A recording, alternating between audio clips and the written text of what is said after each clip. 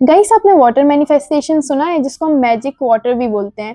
It really works guys. What you have to do is, आपको उठते ही साथ हम एक गिलास पानी तो पीते ही है ना, आपको उठते ही साथ 10 विशेस बोलनी है। For example, I am happy and grateful because, I am happy and grateful because, I am happy and grateful because.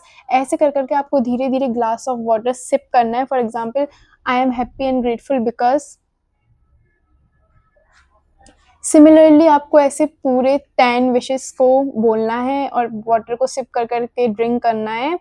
And after this, like जैसे आपका पानी पूरा खत्म होता है, यू हैव टू से thank you, thank you, thank you, thank you so much universe. And that's it.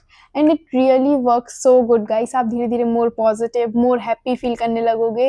And that's it, that's the water manifestation theory, and it really works so good. So you guys should also try this and please let me know how it works.